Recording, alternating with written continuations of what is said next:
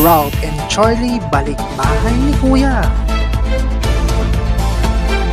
Isang malakas na pagbabalik ang naganap sa bahay ni Kuya. Matapos nga ang pangmalakasang botohan, si Ralph at Charlie nga ang official na nagwagi sa The Big Comeback mula sa hanay ng mga kapamilya at kapuso ex-housemates. Handa na ba kayong masaksihan muli ang pagbabalik nila? At kung ano ang mga bagong dynamics na dadalhin ng dalawa sa loob ng bahay ni Kuya?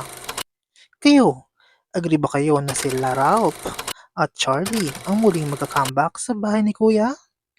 For more videos, just don't forget to like, share, and comment, and don't forget to subscribe!